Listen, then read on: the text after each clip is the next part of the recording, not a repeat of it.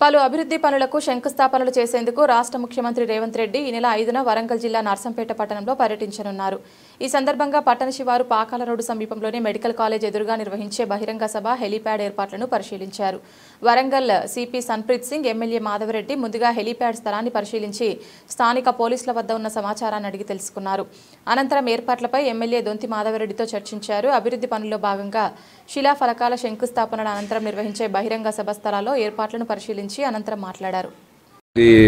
మనకి ఇది వచ్చే 5th డిసెంబర్ నాడు జరగబోయే సీఎం గారి ప్రోగ్రామ్కి ఇక్కడ అన్ని ఏర్పాట్లు ఇక్కడ చూసుకోవడం జరిగింది.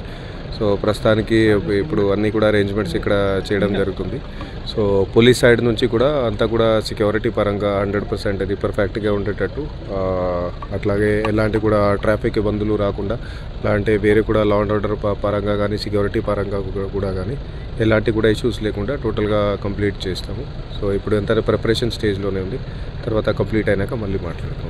అన్నీ పెడతాము, సీసీ కెమెరాలు అండ్ అదర్వైజ్ మా తరఫు నుంచి అన్ని బృందాలు ఫోర్స్ కూడా, ఉమెన్ ఫోర్స్, దెన్ మన టాస్క్ ఫోర్స్ టీమ్స్ అవన్నీ కూడా పెడతాము.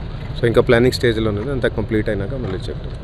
5వ తారీఖు రోజున మధ్యాహ్నం 1 o'clock 1 గంటకి మన ముఖ్యమంత్రి గారు రేవంత్ రెడ్డి గారు నర్సంపేట నియోజకవర్గానికి సంబంధించిన మంజూరైన పనులకి శంకుస్థాపన, కొన్ని ప్రతిపాదనలు ఉన్న వాటికి ఆ యొక్క సభలో వారికి వచ్చిన నియోజకవర్గ ప్రజల సమక్షంలో అడిగి మంజూరు చేయించుకోవడం.